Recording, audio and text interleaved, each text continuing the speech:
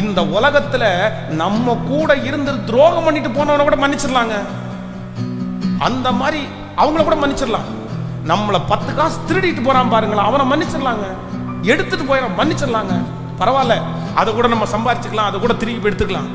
ஆனா நம்ம கூடயே இருந்துட்டு நம்மளை அழிக்கிறான் பாருங்க ஒருத்தன், நம்ம கூடயே இருந்துட்டு.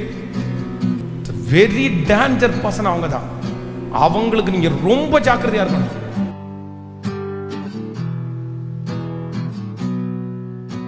இன்றைக்கு நிறைய பேர் உயிர் தெளிஞ்சிட்டாங்க, நிறைய பேர் ஜீவனோட வந்துட்டாங்க.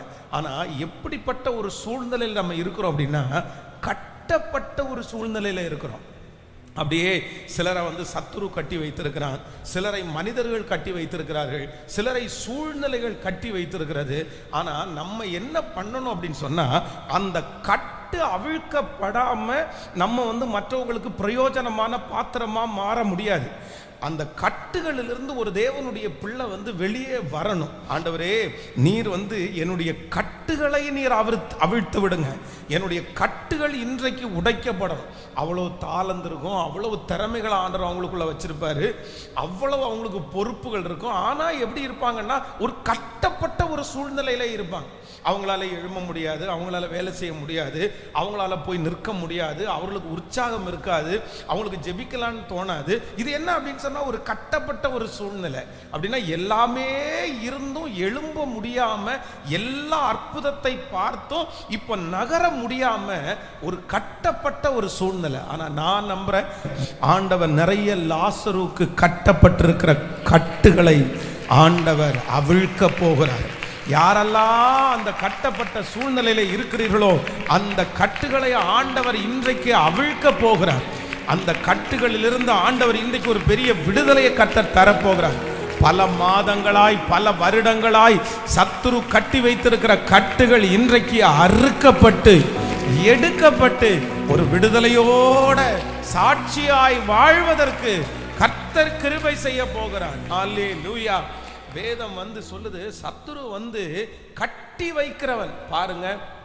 அந்த மனுஷன் பிசாசு பிடிச்ச அந்த மனுஷனை பிசாசு கட்டி வச்சிருக்கிறான். அந்த கட்டுகள் அவனை கல்லறையை விட்டு வெளியே வர வைக்கல. அவன் தன்னுடைய கைகளினாலே கல்லுகளை எடுத்து தன்னையே காயப்படுத்துறான் பாருங்க. அந்த மனுஷன் எதுக்குள்ள இருக்கிறான்னா, ஒரு கட்டுக்குள்ள இருக்கிறான். அப்போ கட்டுக்குள்ள இருக்கிற ஒரு மனுஷனால ஒன்றும் பண்ண முடியாது, வெளியே வர முடியாது. நம்முடைய பிள்ளைகள் கூட நிறைய பேர் எப்படி இருக்கிறாங்க அப்படின்னு சொன்னா, சிலர் கட்டுகளுக்குள்ள சிக்கி இருக்கிறாங்க, கட்டி வச்சிருக்கிறான் பாருங்க. அவனுடைய பொறுப்புகளை செய்ய விடாம, அவனுடைய எதிர்காலத்தை குறித்து யோசிக்க விடாம, அப்படியே ஒண்ணுமே பண்ண முடியாம ஒரு கட்டுக்குள்ள அப்படியே இருக்கிறது மாதிரி ஒரு சூழ்நிலை. ஆனால் தேவன் கட்டுகளை அவிழ்க்கிற கர்த்தரா இருக்கிறார். ஆமென் சொல்லுங்க பார்க்கலாம்.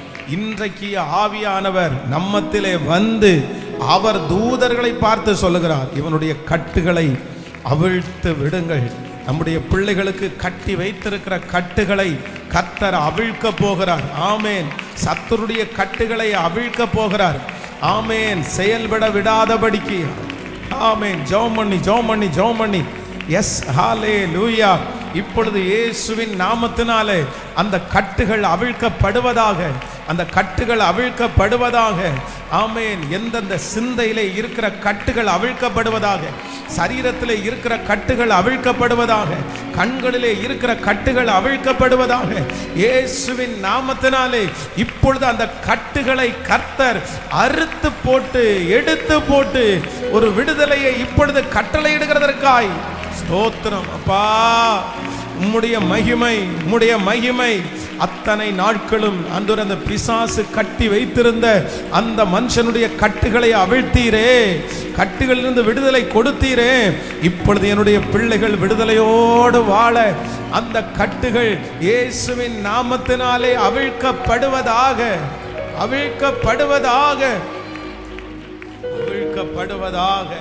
ஹல்லேலூயா.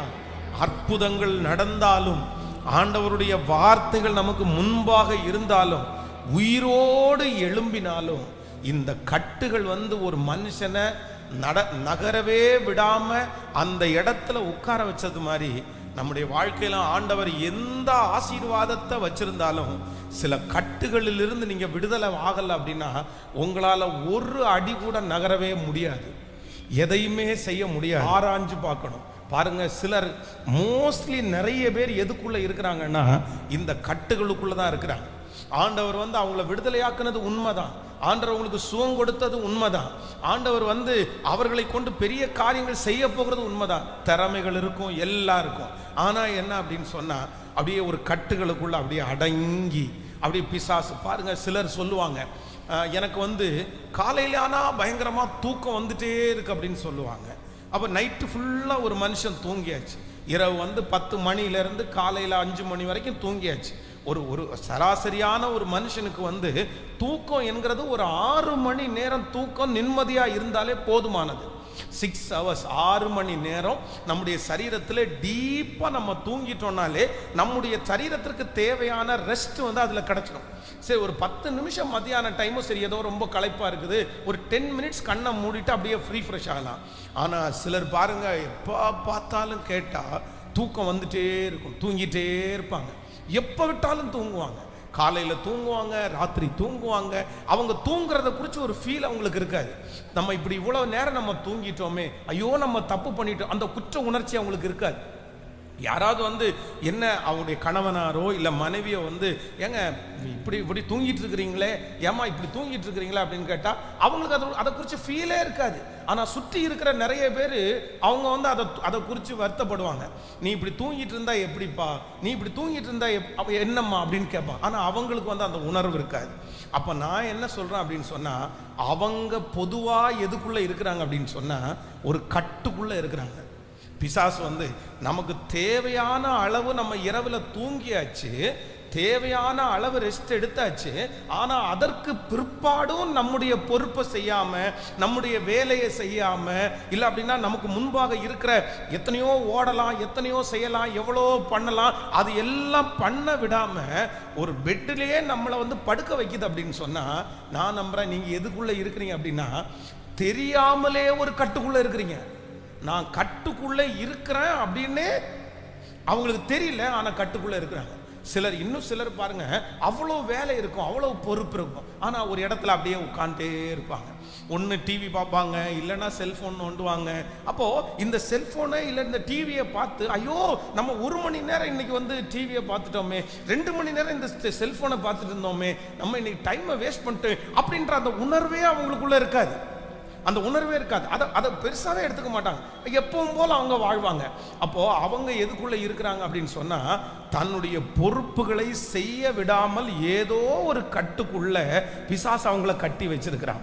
இப்போ சமீப காலமா ரொம்ப அதிகமாகிறது என்ன தெரியுமா, இந்த ஸ்கூலுக்கு போகிறதற்கு அடம் பிடிக்கிற பிள்ளைங்க அதிகமாயிட்டாங்க. ஃபஸ்ட்டெல்லாம் வந்து நம்மெல்லாம் ஸ்கூலுக்கு போகாத டைம் வந்து நிறைய டைமும் ஸ்கூலுக்கு போகிறதுக்கு பிடிக்காது, டீச்சர் அடிப்பாங்க, வாத்தியார் அப்படி பண்ணுவாங்க, நமக்கு அந்த வேலை படிக்க முடியலன்னு இருந்தோம். ஆனால் இன்றைக்கெல்லாம் பிள்ளைகளுக்கு வந்து ஸ்கூலில் வந்து நல்ல என்டர்டெயின்மெண்ட்டு, அவங்க கஷ்டமே இல்லை, நல்லா படிக்க வைக்கிறாங்க.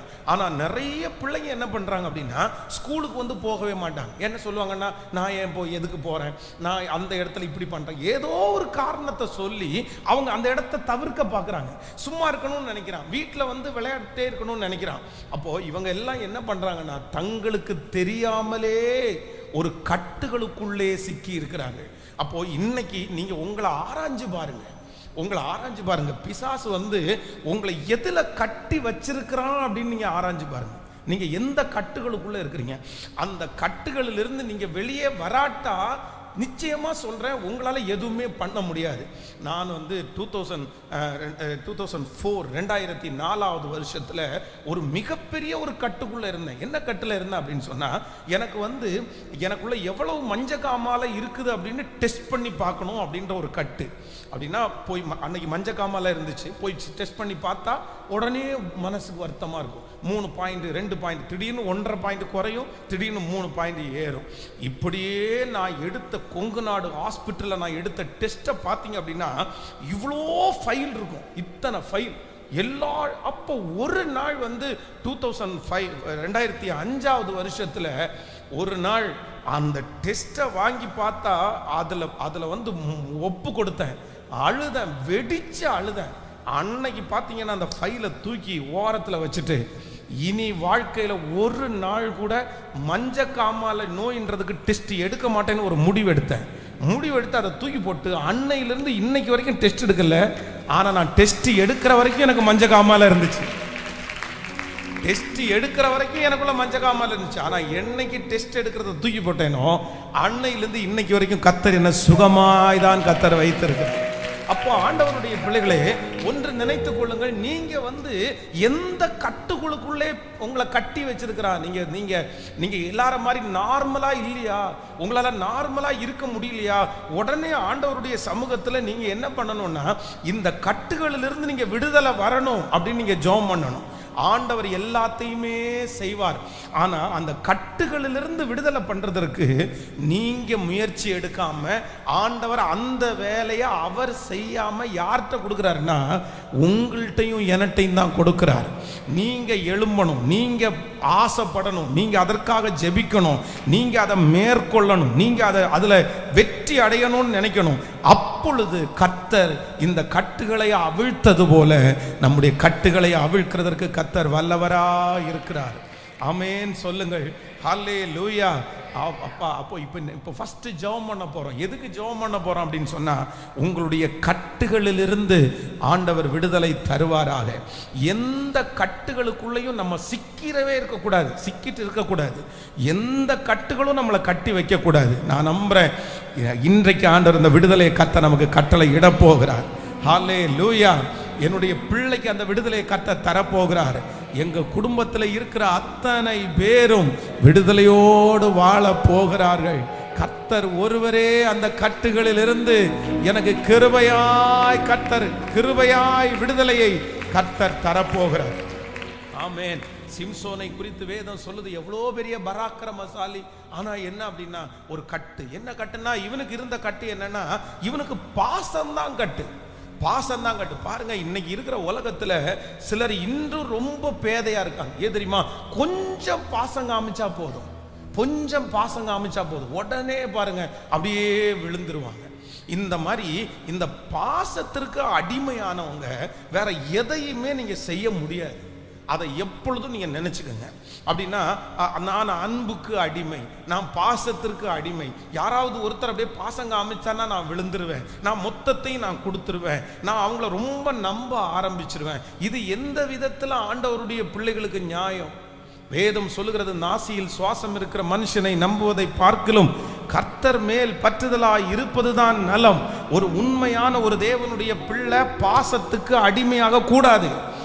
நமக்கு அன்பு செலுத்த வேண்டிய அவசியம் உண்டு. நம்மை நேசிக்கிறவர்களை நம்ம நேசிக்கலாம், நம்மளை நேசிக்காதவங்களை நேசிக்கலாம்.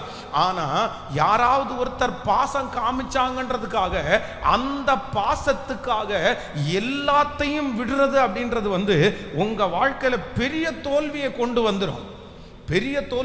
வந்துடும். கர்த்தருடைய பிள்ளைகள் யாரும் பாசத்திற்கு அடிமையானவர்களாக இருக்கக்கூடாது. பாருங்க, மார்த்தாள் மரியாளுடைய வீட்டிலே ஆண்டவர் கடந்து போகும்போது 2 பேருக்கும் ஆண்டவர் மேல பாசம் இருக்கா இல்லையா? சத்தமா சொல்லுங்க. மார்த்தாளுக்கும் இருக்குது, மரியாளுக்கும் இருக்குது. ஆனா மார்த்தாளுக்கு இருந்த பாசம் வேற, மரியாளுக்கு இருந்த பாசம் வேற. மரியாளுக்கு இருந்த பாசம் அவருடைய பாதத்துல உட்கார்ந்து அவருடைய வார்த்தையை கேட்கணும் அப்படின்ற பாசம் அவனுக்குள்ள இருந்துச்சு. உடனே ஆண்டவர் சொல்றதெல்லாம் கேட்டிருக்காங்க. ஆனா வேதம் சொல்லுகிறது, மார்த்தாளே நீ அநேகம் காரியங்களை குறித்து கவலைப்பட்டு கலங்குகிறாய். அப்போ ஆண்டவர் இந்த மார்த்தாளுடைய பாசத்தை மதிக்காதவரெல்லாம் இல்லை. ஆனா என்னன்னா, அப்படி செய்கிறதா ஆண்டவர் விரும்பவே இல்லை. வந்ததுல இருந்து பாசம் அதிகமாகி, அதை சமைக்கவா, இதை சமைக்கவா, இதை பண்ணலாமா, அதை பண்ணலாமா, அதை தூக்கி இப்படி போடலாமா, இதை தூக்கி இப்படி போடலாமா, அந்த ஆண்டவர் மேல வச்சிருக்கிற பாசத்துல சோத்தாக்குறதுல தான் குறியா இருந்தாங்களே தவிர ஆண்டவரை தேடுறதுல என்னவா இல்லை? சத்தமா சொல்லுங்க. நிறைய பேருக்கு பாசம் வந்துச்சுன்னா இதை தூக்கி கொடுக்கலாமா, அதை தூக்கி கொடுக்கலாமா, இங்க சாப்பாடு ஆக்கலாமா, பிரியாணி வைக்கலாமா, குழம்பு வைக்கலாமா, ஒரே உலகத்திற்கு ஏற்றவைகளை தான் சிந்திப்பாங்களே தவிர ஆவிக்குரிய விஷயத்தை என்ன பண்ண முடியாது. ஆனா ஆண்டவர் என்ன சொல்றாருன்னா, நீ பண்றது தப்பு. மார்த்தாளே எனக்கு அதுல விருப்பம் இல்லை. எனக்கு அதில் விருப்பம் இல்லை. மரியாளை குறித்து வேதம் சொல்லுகிறது, மரியாள் வந்து அந்த ஏசப்பாவை பார்த்து சொல்லும்போது என்ன சொல்றாங்க, உனக்கும் எனக்கும் என்ன, என் வேலை இன்னும்.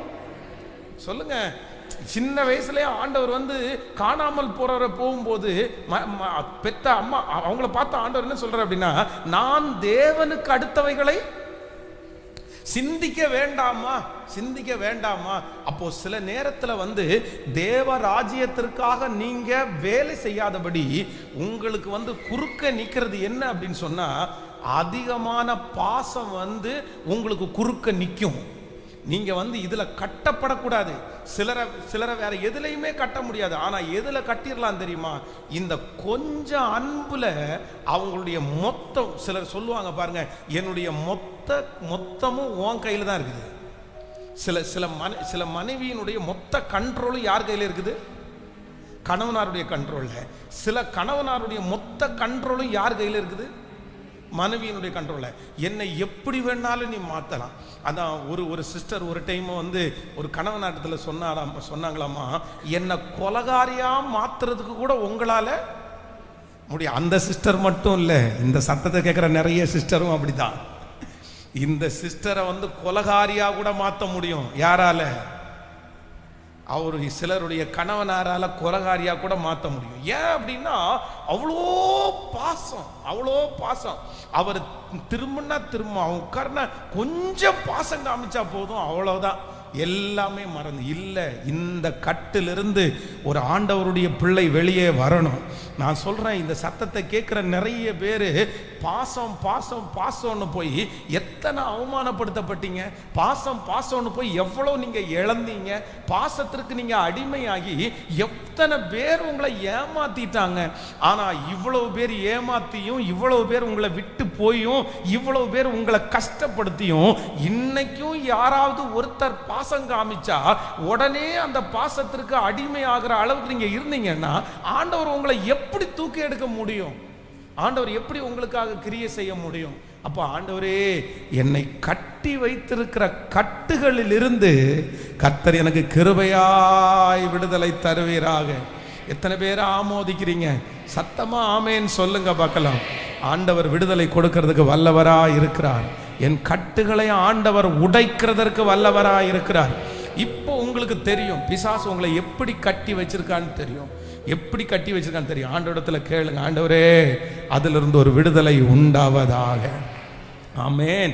சிம்சோனுக்கு வந்து கொஞ்சம் அப்படியே சோகமா பேசின உடனே எல்லாம் மறந்துருச்சு. கொஞ்சம் அவங்கள நச்சரிச்ச உடனே எல்லாம் மறந்துருச்சு. நீங்க வந்து யாருக்கு இந்த உலகத்துல ஜாக்கிரதையா இருக்கிறீர்களோ இல்லையோ, மனுஷனுக்கு நீங்க ரொம்ப ஜாக்கிரதையா இருக்கணும். மனுஷனுக்கு நீங்க ரொம்ப ஜாக்கிரதையா இருக்கணும். சத்தமா சொல்லுங்க ஆமேன். இன்னும் நான் சொல்றேன், ஒன்று நினைச்சுக்குங்க, கர்த்தர் கர்த்தர் கர்த்தர் கர்த்தர் தரிசனம் அப்படின்னு யார் பேசுறாங்களோ அவர்களுக்குத்தான் நீங்க கேட்கல அவர்களுக்கு தான் நீங்க ரொம்ப ஜாக்கிரதையா இருக்கணும். அவர்களுக்கு தான் ரொம்ப ஜாக்கிரதையா இருக்கணும். நிறைய பேரை ஒவ்வொருத்தருக்கும் ஒன்று, சிலரை பாசத்தில் கட்டலாமா, சிலரை ஸ்பிரிச்சுவல்ல கட்டலாம். இதில் அப்படின்னா ஆவிக்குரிய வாழ்க்கையை. எனக்கு தெரிந்த ஒரு வாலிப தம்பி இருக்கிறாரு. ஒரு நாள் வந்து பார்த்தீங்க அப்படின்னு சொன்னால் ஒரு காஸ்ட்லியான மொபைல் கையில் வச்சுருந்தாரு. ஆனால் அவங்க அம்மா அப்பா ரொம்ப கஷ்டப்படுறாங்க. அந்த மொபைல், இவ்வளோ காஸ்ட்லியான மொபைலை எப்படா வாங்கி கொடுத்தாங்க அப்படின்னு சொன்னால், எங்கள் மம்மி டேடி எனக்கு வாங்கி கொடுத்தாங்க. உடனே சிஸ்டர், என்ன சிஸ்டர் இவ்வளோ காஸ்ட்லியான மொபைலை வாங்கி கொடுத்துருக்குறீங்களே, என்ன காரணம்னு கேட்டால், ஐயோ பாஸ்டர், அவன் ஒரு 10 நாள் உபவாசம் இருந்து ஜெபம் பண்ணா என் மனசே. ஹலோ, அந்த மாதிரி அம்மாங்க நிறைய பேர் இருக்கிறாங்க. பிள்ளைங்க 10 நாள் ஏதோ உபவாசம் இருக்கிறோன்னு அவன் உபவாசம் இருக்கிறானோ இல்லையோ, அவன் நடிச்சாலே போதும்.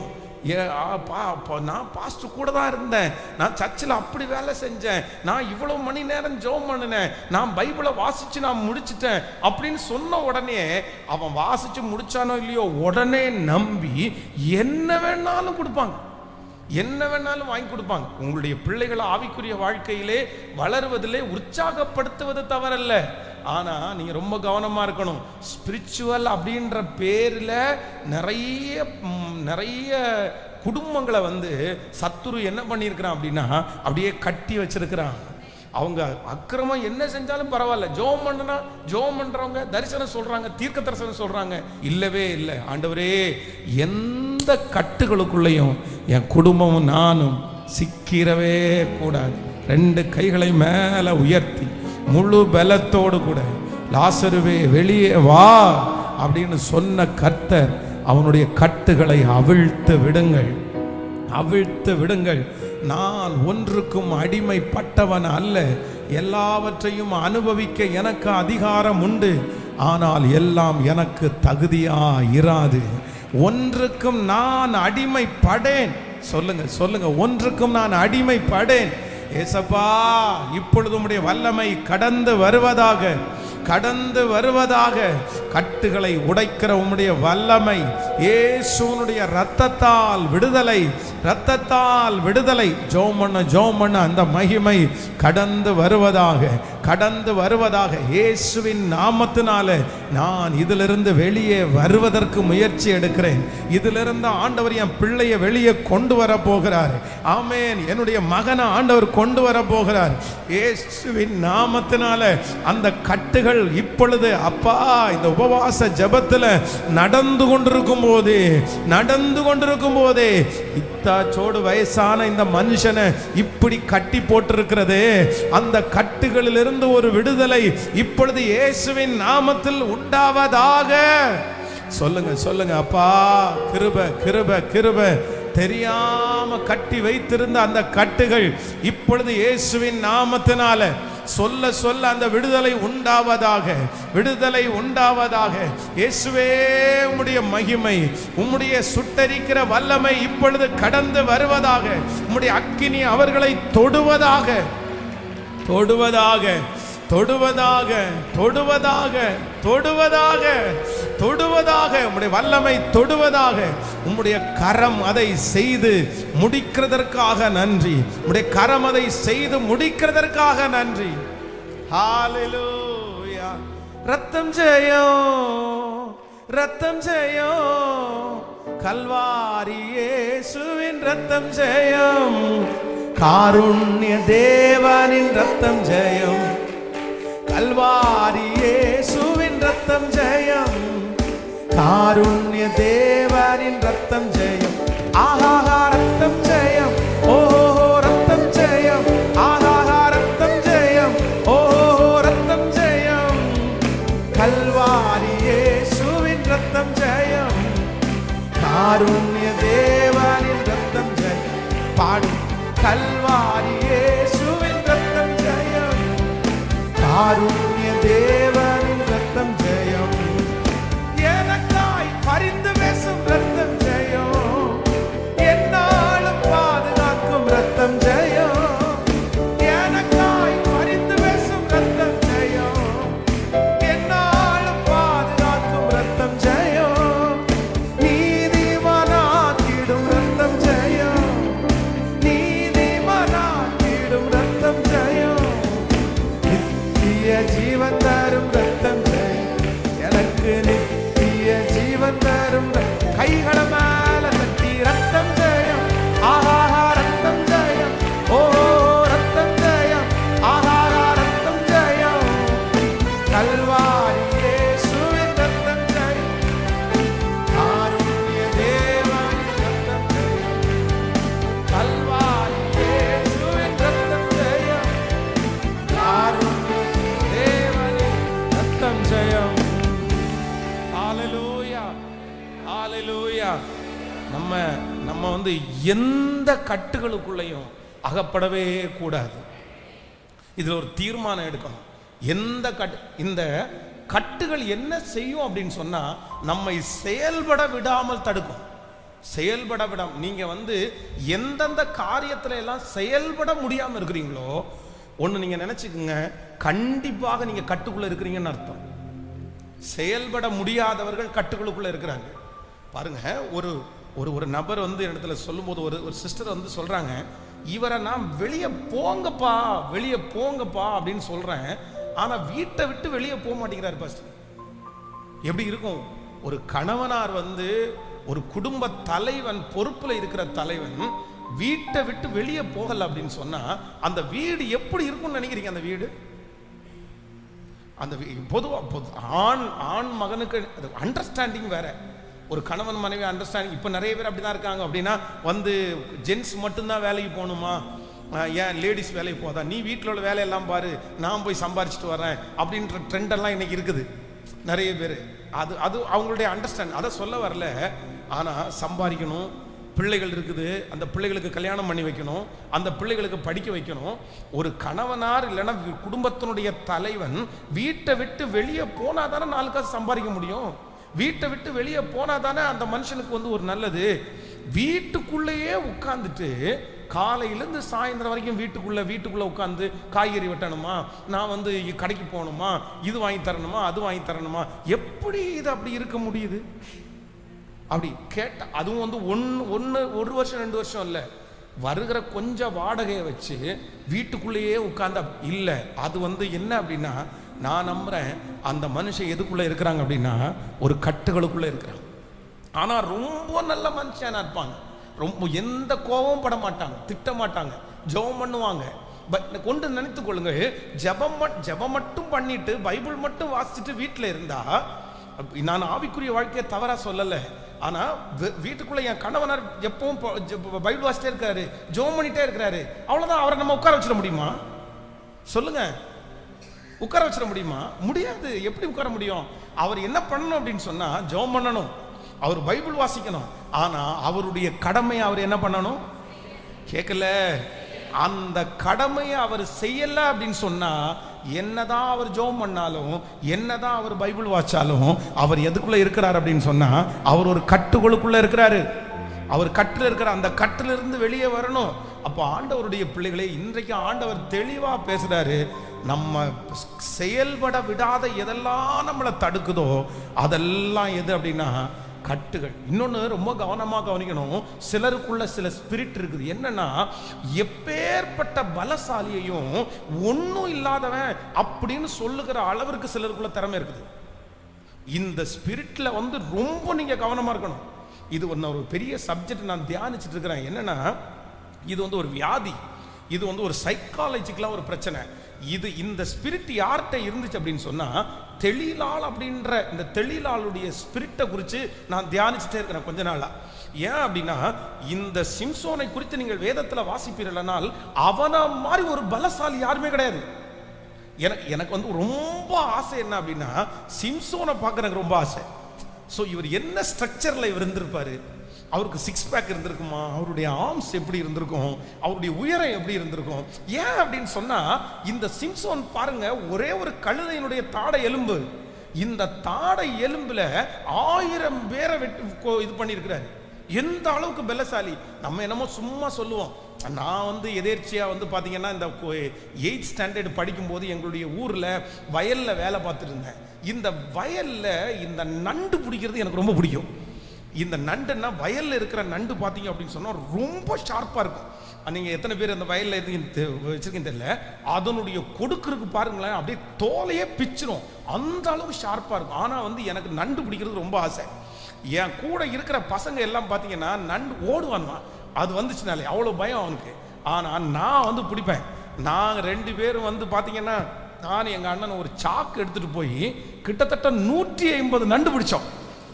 அவ்வளவு 2 பிடிச்சி சாக்குள்ள மொத்தத்தையும் போட்டு வீட்டுக்கு கொண்டு வந்துட்டோம். அது சமைக்க முடியாது, சரி ஒரு சும்மா ஒரு இன்ட்ரெஸ்ட். இப்போ எங்கள் அம்மா வீட்டுக்கு வந்தால் திட்டிடுவாங்கன்ற பயம் வந்துச்சு. சரி இது என்ன பண்றது, எங்க விடுறதுன்னே தெரியல, நூற்றுக்கணக்கான நண்டு இருக்குது. அதனால என்ன பண்ணிட்டேன்னா, ஸ்ட்ரெயிட்டா போய் பாத்ரூமை திறந்து உள்ள விட்டா எல்லாமே உள்ள போயிடும் நினைச்சிட்டு பாத்ரூம்ல உள்ள விட்டா எல்லாம் மொத்தம் மேல வந்துச்சு, எல்லாமே அங்கங்க ஊறுது. எனக்கா பயம் ஆயிருச்சு. அந்த நண்டை கொல்றதுக்கு நாம் பட்ட பாடு இருக்கு.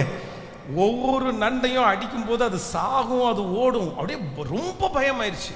அப்போ நான் அதை நினைப்பேன், ஏண்டா ஒரு நண்டை கொல்றதுக்கே நமக்கு, ஒரு சிலருக்கெல்லாம் கரப்பாங்குச்சியை கொல்றதுக்கே அவ்வளோ பயம், பல்லியை பார்த்தா அவ்வளோ பயம். ஆனா ஒரு கழுதையினுடைய தாடை எலும்பை வைத்த அவ்வளோ பெரிய பராக்கிரமசாலி. எனக்கு இன்னும் ரொம்ப பெரிய ஆச்சரியம் என்ன அப்படின்னு சொன்னா, இவன் பட்டணத்தினுடைய நிலை வாசலை கீழோட சேர்த்து புடுங்கினான் பாருங்களேன். ஐயோ, இதெல்லாம் எவ்வளோ பெரிய பலசாலி. நம்ம வீட்டில் இருக்கிற நிலைக்காலுடைய வாசலை நம்ம உடைக்கணும்னா எவ்வளோ டைம் ஆகும். ஆனால் கையை வச்சு புடுங்கி தூக்கி தோள் மேலே வச்சு மலையில் நடந்தான்.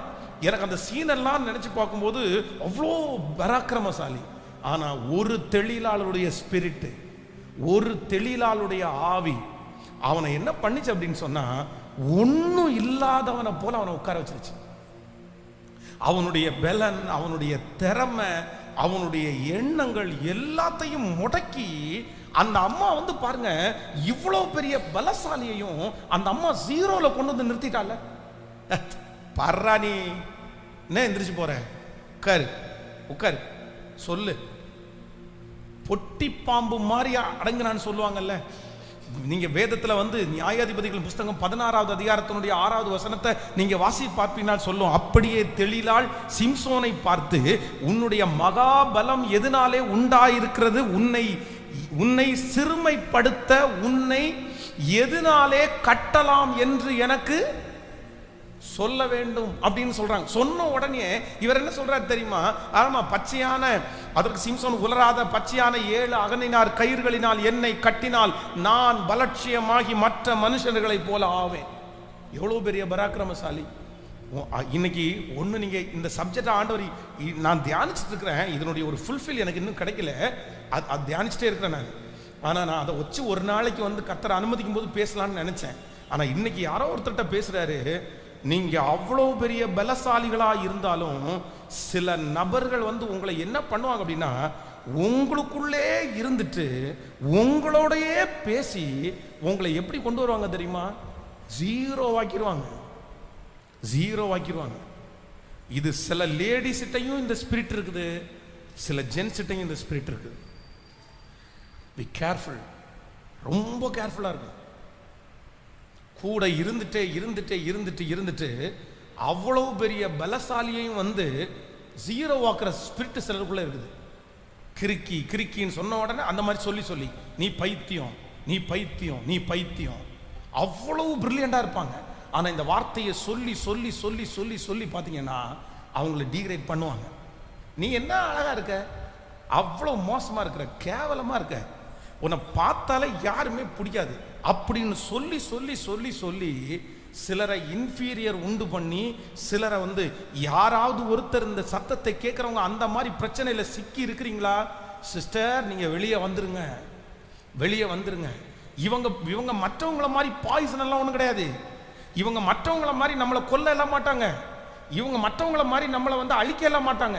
இந்த உலகத்துல நம்ம கூட இருந்து துரோகம் பண்ணிட்டு போனவனை கூட மன்னிச்சிடலாங்க. அந்த மாதிரி அவங்கள கூட மன்னிச்சிடலாம். நம்மளை 10 காசு திருடிட்டு போறான் பாருங்களா, அவனை மன்னிச்சிடலாங்க. எடுத்துட்டு போயிடான், மன்னிச்சிடலாங்க. பரவாயில்ல, அதை கூட நம்ம சம்பாதிச்சுக்கலாம், அதை கூட திருப்பி எடுத்துக்கலாம். ஆனா நம்ம கூடயே இருந்துட்டு நம்மளை அழிக்கிறான் பாருங்க ஒருத்தன், நம்ம கூடயே இருந்துட்டு, வெரி டேஞ்சர் பர்சன் அவங்க தான். அவங்களுக்கு நீங்க ரொம்ப ஜாக்கிரதையா இருக்கணும். சிலர்கிட்ட நீங்க பேசிட்டு வந்தீங்கன்னா உங்களுடைய கான்ஃபிடன்ஸ் நீங்க இழந்துருவீங்க. சிலர்கிட்ட பேசிட்டு வந்தீங்கன்னா உங்க தைரியத்தை நீங்க இழந்துருவீங்க. சிலர்கிட்ட பேசிட்டு வந்தீங்கன்னா உங்களை குறிச்ச ஒரு இன்ஃபீரியர் உங்களுக்குள்ள வரும். அது யாரா வேணா இருக்கலாம், அது ஒரு கல்யாண வீட்டில் இருக்கலாம். பாருங்க, சில கல்யாண வீட்டுக்கு போகும்போது சில சகோதரிகள் திரும்பி வரும்போது எப்படி வருவாங்க தெரியுமா? வேதனையோட திரும்பி வருவாங்க. ஏமா, போகும்போது நீ சந்தோஷமா தானே போன, நீங்க நல்லா தானே ட்ரெஸ் பண்ணிட்டு போனீங்க, நீங்க நல்ல ஜுவலெல்லாம் கூட நான் போட்டுட்டு போனேன், ஏன் நீ திரும்பி வரும்போது இப்படி வர்ற அப்படின்னு கேட்டா, நான் வேஸ்ட், நான் பிரயோஜனம் இல்லை. என்ன நடந்துச்சு, நீ என்ன பண்ண? யாராவது ஒருத்தர் அங்க இருக்கிறவங்க ஏதாவது ஒன்ன கேட்டு நல்லது பேசுறது மாதிரியே பேசி அவங்கள என்ன பண்ணிருப்பாங்க தெரியுமா? அவங்கள ஒன்றும் இல்லாதவங்கன்ற மாதிரி கொண்டு வந்து விட்டுருவாங்க. அதனால நம்முடைய பிள்ளைகளுக்கு கூட ரொம்ப நம்ம ஜாக்கிரதையா சொல்லி கொடுக்கணும். இதிலிருந்து ஒரு தேவனுடைய பிள்ளை நீங்க தப்பு வைக்கலன்னு வச்சுக்கோங்களேன், நீங்க வெளியே வரலன்னு வச்சுக்கோங்களேன், உங்களுடைய வாழ்க்கை வந்து கண்டிப்பாக தூக்கி எடுக்க முடியாது. ஆனா தேவன் நமக்கு சகாயர், தேவன் நமக்கு பலப்படுத்துகிற கர்த்தர். அப்படிப்பட்ட மனிதர்களுடைய கைகளிலிருந்து நம்மை பாதுகாக்கிற தேவன் நல்லவர். அந்த மாதிரி மனிதனுடைய கையிலே சிக்காதபடி கர்த்தர் நம்மை பாதுகாக்கிற தேவன் நல்லவர். இது நம்முடைய பிள்ளைகளுக்கு நம்ம சொல்லி கொடுக்கணும். கடந்த ஒரு சில மாதங்களுக்கு முன்பாக ஒரு வாலிப தம்பி சந்திச்சேன். வந்தேன், ஸ்கூலுக்கு போகலை அப்படின்னு சொன்னான். ஏண்டா, அவ்வளோ பிரில்லியண்டான பையன், அவ்வளோ நல்ல பையன், தங்கமான பையன், எதிர்த்து கூட பேசாத பையன் நம்மகிட்ட. ஆனால் அவன் ஸ்கூலுக்கு போகல. காரணம் என்ன தெரியுமா? அவன் சொல்கிறான், எல்லாரும் சேர்ந்து என்னை கார்னர் பண்ணுறாங்க, எல்லாரும் சேர்ந்து என்னை கார்னர் பண்ணுறாங்க, எல்லாரும் சேர்ந்து என்ன இந்த மாதிரி சொல்கிறாங்க அப்படின்னு அவன் சொல்கிறான். அப்போ நான் என்ன சொன்னேன் அப்படின்னு சொன்னால், இதுக்கு நீ தப்பு வித்து தான் ஆகணும், இதுக்கு நீ வெளியே வந்து தான் ஆகணும். காரணம் என்ன அப்படின்னு சொன்னால், உலகத்தில் இருக்கிற அத்தனை பேர் நம்மளை கார்னர் பண்ண தான் சொல்லுவாங்க. அதுக்காக நம்ம என்ன பண்ணக்கூடாது? இது ஒரு ஸ்பிரிட்டு, இது ஒரு மனுஷனுடைய ஆவி. இந்த ஆவிக்குள்ள நீங்க இன்னும் நிறைய பேருக்கு கணவனே அப்படி இருப்பாங்க, சிலருக்கு மனைவியே அப்படி இருப்பாங்க. அதுக்காக மனைவியை விட்டு பிரிஞ்சிடணும், கணவனை விட்டு பிரிஞ்சிடணும்னு சொல்லல. அந்த ஆவியை அவங்கள விட்டு போகிறதுக்கு நீங்க ஜெபம் பண்ணணும்.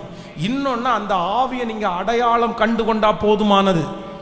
உங்களுடைய கணவனாருக்குள்ள இப்படிப்பட்ட ஒரு ஸ்பிரிட் மூவ் ஆகுது, உங்க மனைவிக்குள்ள இப்படிப்பட்ட ஒரு ஸ்பிரிட் மூவ் ஆகுதுன்னு நீங்க கண்டுபிடிச்சா போதும், நீங்க ஐடென்டிஃபை பண்ணினா போதும்.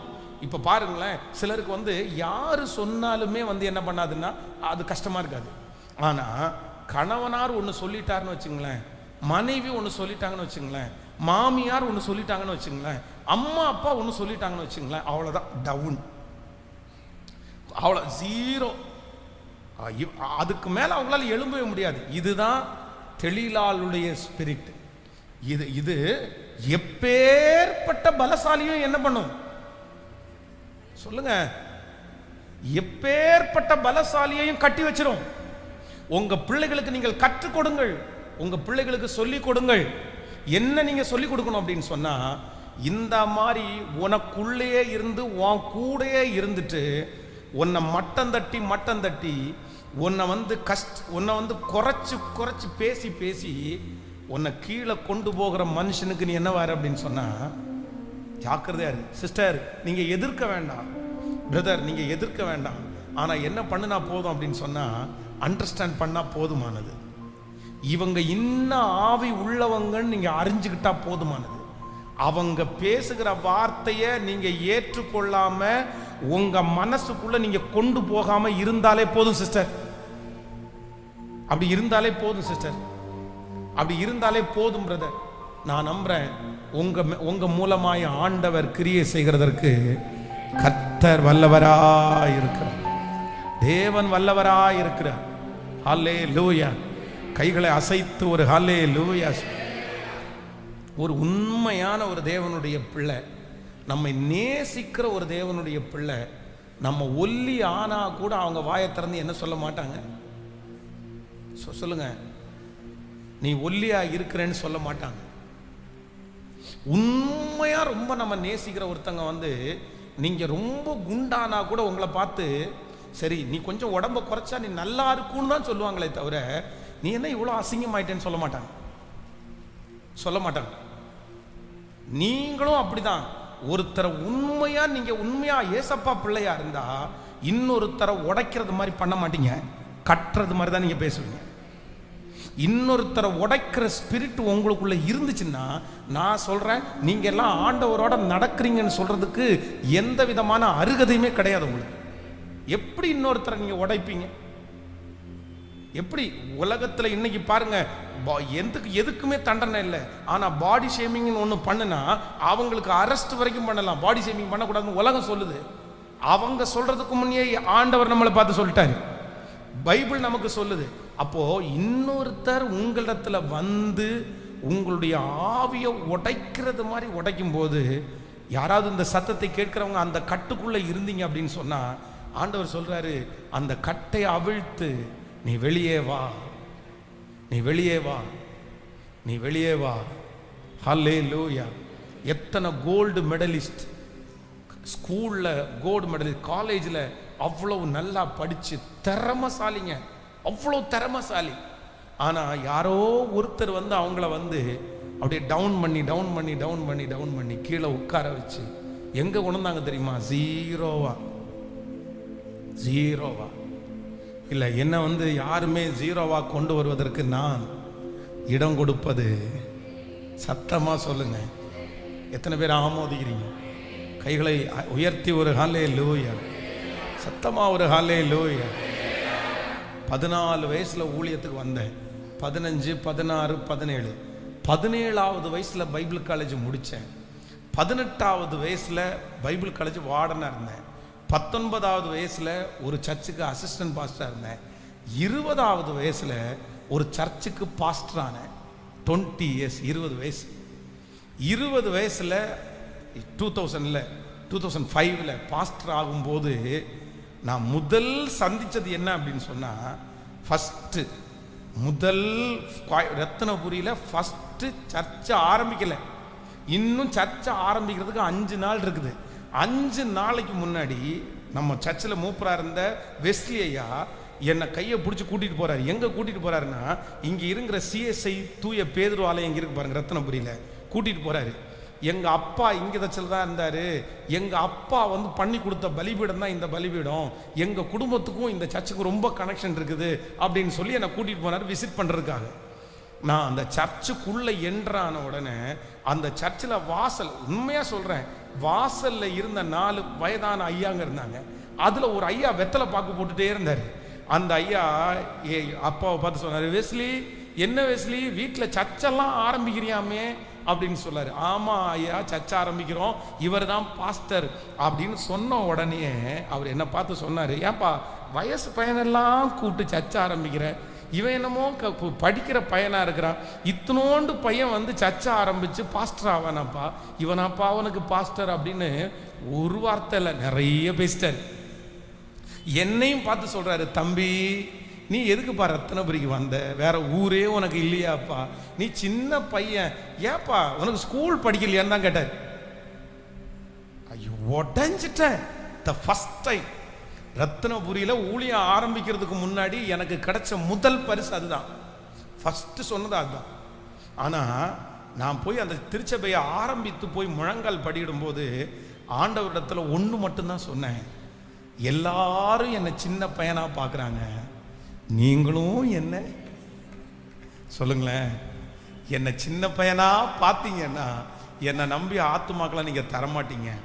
ஆனால் நான் சின்ன பையன்தான், ஆனால் நீங்கள் மட்டும் அப்படி பார்த்துறாதீங்க, நான் செய்வேன்னு என்னை நம்புங்கன்னு நான் ஜெபம் பண்ணேன். எனக்கு அப்போ இருந்ததுலேயே வந்து எனக்கு நான் ரொம்ப கான்சன்ட்ரேட் பண்ணது என்ன அப்படின்னு சொன்னால், என்னை பெரிய ஆளாக காமிக்கணும்னு ஆசைப்பட்டேன், என்னை வயசானவனாக காமிக்கணும்னு ஆசைப்பட்டேன். அதுக்காக தான் தாடி வச்சேன். தாடி வச்சிருந்ததுக்கு ஒரு பெரிய ரீசனே அப்படிதான். சரி, கொஞ்சம் தாடி வச்சாலாவது நம்முடைய தோற்றம் கொஞ்சம் வயசான தோற்றமாக இருக்கும் அப்படின்னு குண்டாகணும்னு ஜெபம் பண்ணதும் அதுக்காக தான்.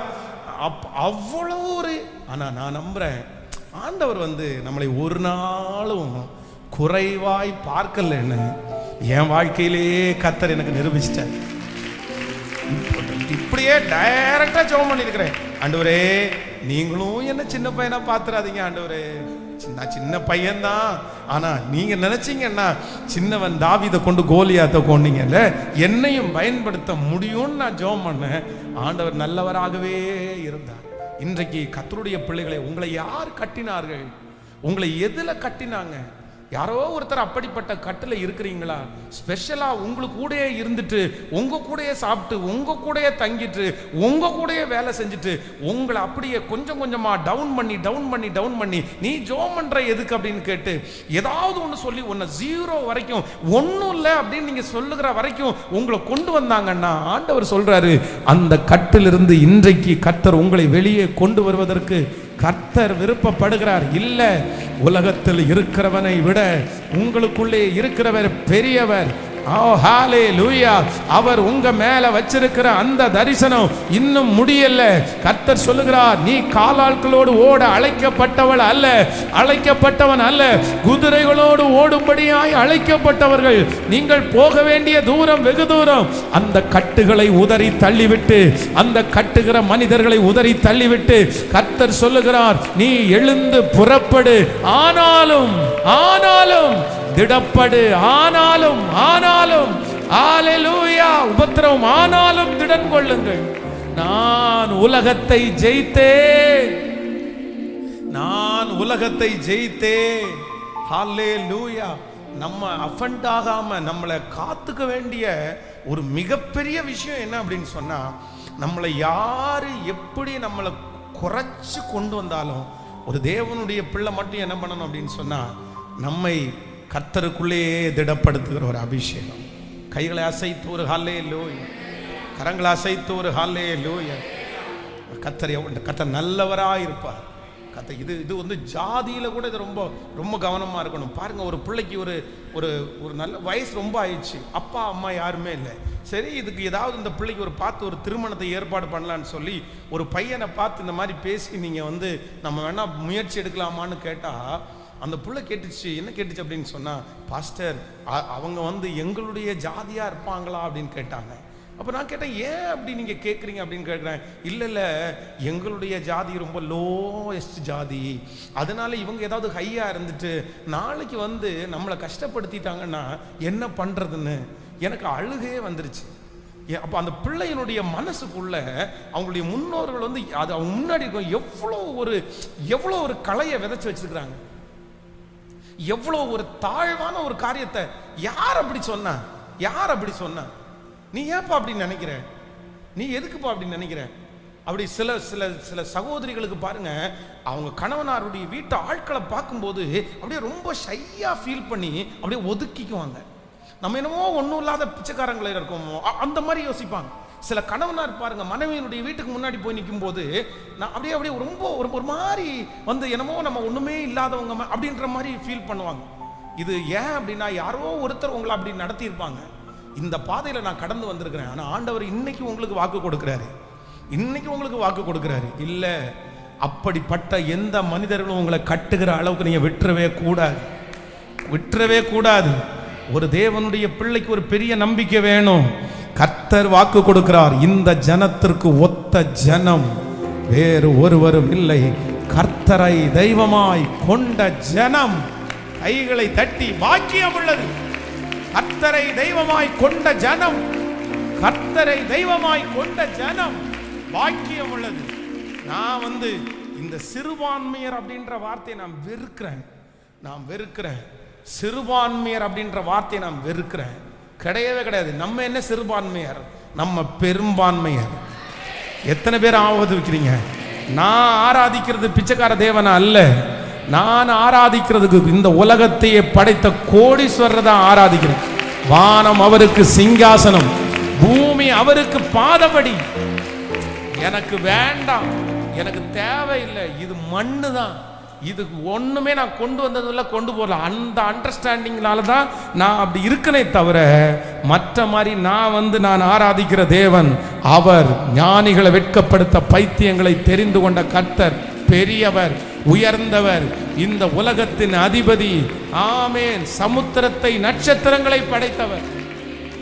எங்க போயும் கர்த்தரை ஆராதிக்கிற ஒரு தேவனுடைய பிள்ளை சிறுபான்மையர் அப்படின்ற லிஸ்ட்ல இருக்க வேண்டிய அவசியம், சத்தமா சொல்லுங்க.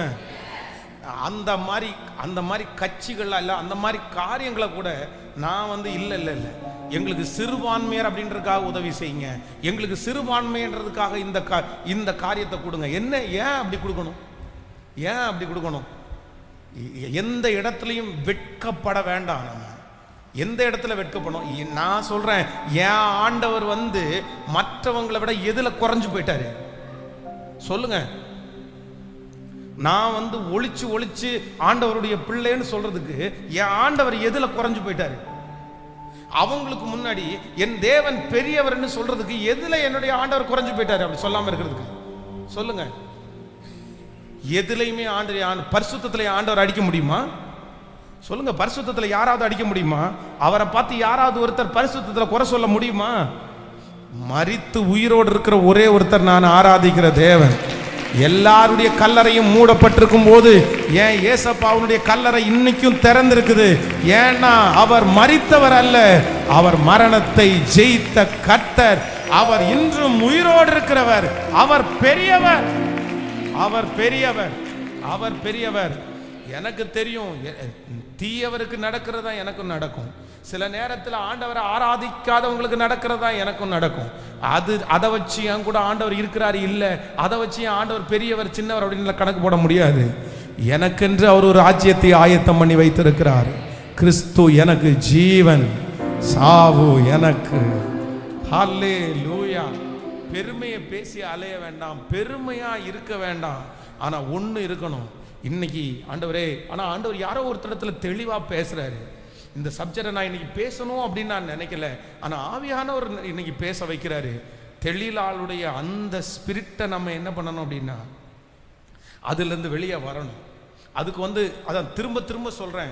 சிலர் என்ன சொல்லுவாங்க, பிரிஞ்சிடலான்னு சொல்லுவாங்க. பாஸ்டர், என் கணவனார் இப்படிதான் பாஸ்டர் இருக்காரு, என் மனைவி இப்படிதான் பாஸ்டர் இருக்காங்க, அதனால என்ன ரொம்ப மட்டம் தட்டிட்டாங்க, நான் அப்படியே ஜீரோவா நான் ஃபீல் பண்றேன் அப்படின்னு யாராவது இருப்பீங்க.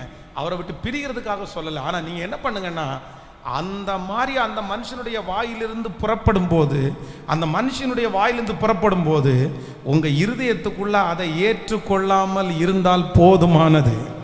நீங்க இந்த சிம்சோன் செய்த ஒரு பெரிய தவறு என்ன தெரியுமா? நீங்க 16ஆம் அதிகாரம் 16 வசனத்தை வாசிப்பீர்களானால், இப்படி அவனை தினம் தினம் தன் வார்த்தைகளாலே நெருக்கி அலட்டி இருக்கிறதுனால் சாகத்தக்கதாய் அவனுடைய ஆத்துமா விசனப்பட்டு.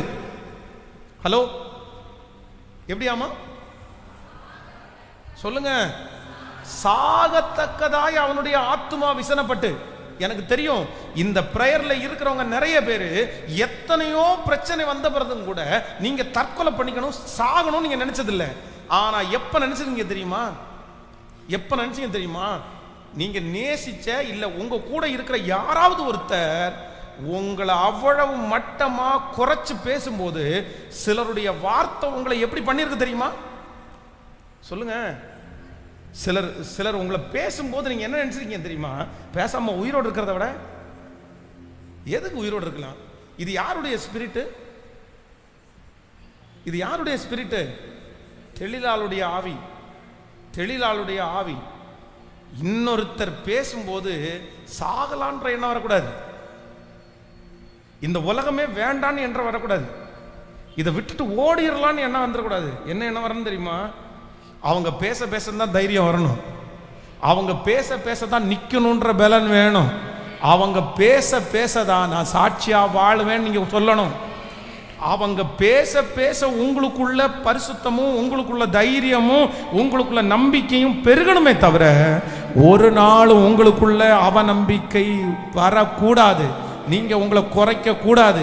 அப்படிப்பட்ட எண்ணம் உங்களுக்குள்ளே வருமானால், நான் பிரசங்கம் பண்ணி கொண்டிருக்கும் போதே தேவ ஆவியானவர் உங்களுக்குள்ள ஒரு பெரிய மகிமையை ஊற்ற பண்ணி பலப்படுத்தி, இனி அந்த மனுஷனுடைய வார்த்தைகள் உங்களை ஒரு நாளும் அஃபண்ட் பண்ணாதபடி கர்த்தர் உங்களை கிருபையாய் கரங்களை தட்டி ஆமேன் ஆமேன். கடந்ததை நினைத்து கலங்க வேண்டாம், நடந்ததை மறக்கணும். கர்த்தர் புதிய காரியத்தை எனக்காக செய்கிறவர். தகப்பனே, உடைய பிள்ளைகளை மீண்டுமாய் நான் ஆசீர்வதித்து நான் ஜெபிக்கிறேன். உடைய பிள்ளைகளோடு உடைய கரம் இருக்கட்டும், ஆன்லைனில் இருக்கிற பிள்ளைகளோடு உடைய கரம் இருக்கட்டும். தொடர்ந்து மீண்டும் நாங்கள் ஒருத்தருடைய முகத்தை பார்த்து சந்திக்கிற வரைக்கும் நன்மையும் கிருபையும் உடைய பிள்ளைகளை தொடருவதாக. சாப்பிடுகிற ஆகாரம், குடிக்கிற தண்ணீர், சுவாசிக்கிற காற்று, பண்ணுகிற பிரயாணம், செய்கிற வேலை, இவை எல்லாவற்றிலையும் உங்கள் கரம் பிள்ளைகளோடு இருந்து ஆச்சரியமாய் நடத்துவதாக. பாதத்திலே முத்தம் செய்கிறோம், இயேசுவின் மூலம் ஜெபம் ஏறெடுக்கிறோம் நல்ல பிதாவே. என் ஆத்துமாவே கர்த்தரை ஸ்தோத்திரி, என் முழு உளமே அவர் பரிசுத்த நாமத்தை ஸ்தோத்திரி. என் ஆத்துமாவே கர்த்தரை ஸ்தோத்திரி. கர்த்தர் செய்த சகல உபகாரங்களையும் மறவாது. நம்முடைய ஆண்டவராகிய இயேசு கிறிஸ்துவின் கிருபை, பிதாவாகிய தேவனுடைய அன்பு, பரிசுத்த ஆவியானுடைய அந்யோன்ய ஐக்கியம் நம் அனைவரோடும் இன்றும் என்றும் சதா காலம் கூட இருப்பதாக. Hallelujah, hallelujah, hallelujah. Praise the Lord. God bless you. ஆண்டவர் உங்களை ஆசீர்வதிப்பார். தொடர்ந்து உங்களுக்காக ஜெபம் பண்றேன். என்னுடைய பிரயாணத்திற்காக ஜெபியுங்கள். ஆண்டவர் உங்க கூட இருப்பார். Price the Lord, price the Lord.